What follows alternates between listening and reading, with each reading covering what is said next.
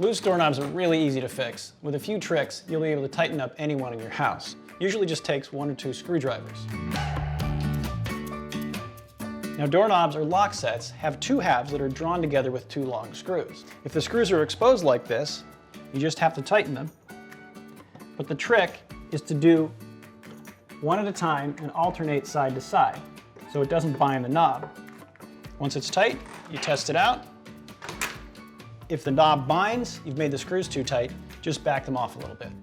Now if the screws aren't exposed, they're hidden behind this little decorative plate. You just have to take off the knob. This one's already loose. Take a little flathead screwdriver, get it behind there, pop off the plate, and these are the 2 screws that you tighten just like with the exposed screws.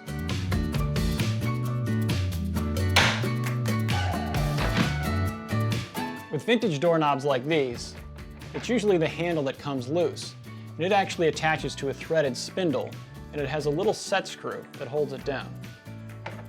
So you can screw on the doorknob, get it right where you want it, and then you just tighten the set screw.